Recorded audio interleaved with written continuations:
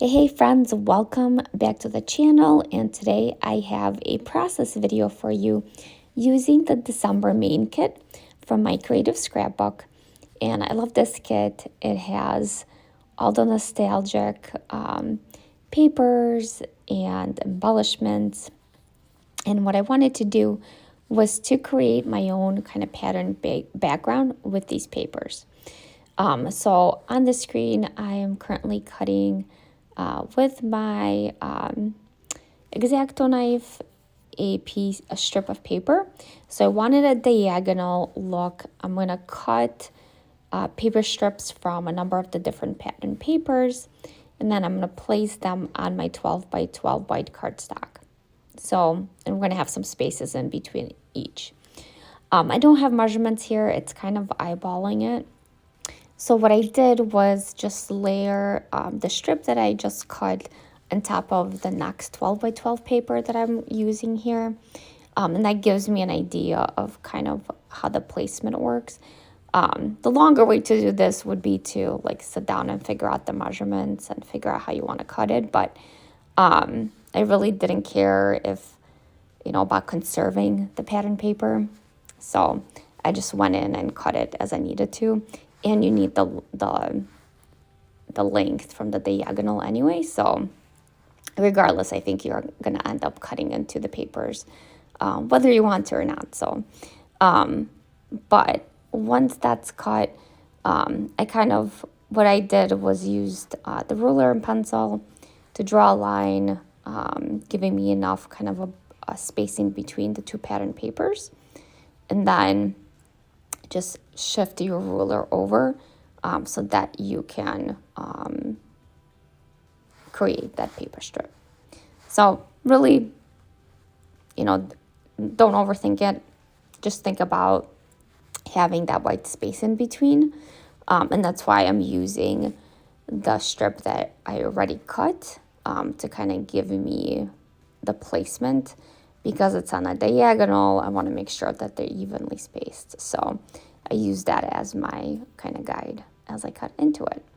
And then you kind of go in paper by paper and cut as you need to. I did alternate the patterns, and I'm going to end up using the same patterns on the underside of that diagonal so that there's some continuity across the page. So I usually eyeball, as you can see here. The one thing to keep in mind is just making sure that your diagonal paper strips are the same width all from top to bottom. So as you're cutting, I didn't really use my ruler to mark or measure, but that is one step. If you're not comfortable with that, with eyeballing, you probably want to measure that the width of the strip from the top to the bottom ends up being the same, so that you have a very clean and symmetrical pattern. And other than that, if you have extra paper, you may just go in and cut into it. If you don't, I would suggest just practicing with some scratch papers if you have them. The other thing just to add is I will go in and distress the papers as well, and will machine stitch onto the background. So with the distressing, you're going to have some, it's not going to be a perfectly straight line either, which is okay. So it does, it's a little bit forgiving in that sense, because you have the distressing to kind of take your eye away from that. But if you're one that likes precision, definitely suggest measuring them. Once you have all of the pieces cut and laid out, the next step is distressing. So you can use scissors, a distressing tool, whatever you have handy, and just distress the long sides. And then once that's complete, you can go ahead and machine stitch each strip to the paper. So I used a silver thread to do that, and I did a zigzag. I also did a straight border all around in the silver again. For my photos, I've got 2 4x4 photos that I'm using. These are pictures of one of my boys and his best friend in their dance showcase for the holidays last year.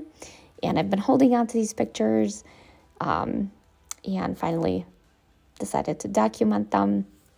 So now that you can see the background of the paper, hopefully it makes sense why I chose the black, the red, the cream, and the pops of green.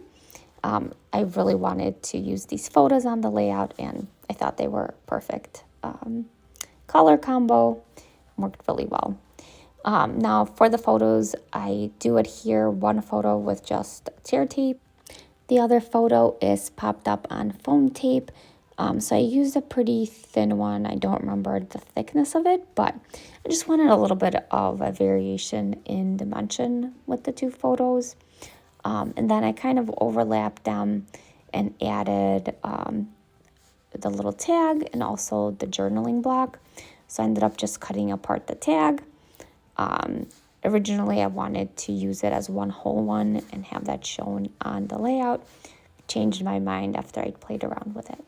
I also added some ribbon from my stash in the black and white polka dot, just to give it a little bit more interest. And then the tags adhered just with some tear tape, and then I didn't pop it up or anything because the ribbon's already doing that for me. I then grabbed my foam embellishment stickers and started layering those all around. I think I pretty much stuck to those, added some hearts as well, just to build a cluster there. And then the last step is just adding some journaling for the layout. So I hope you enjoyed the process. I think, the beginning takes a little bit more effort, especially the stitching, but the rest of it comes together really quickly. So hopefully you were inspired today. Make sure you check out the My Creative Scrapbook site and blog. There's so much inspiration there from the design team. I know the design team also has lots of more videos for you as well if you like to watch them on YouTube. So make sure you pop it in, check it out. I'll leave some links in the description as well.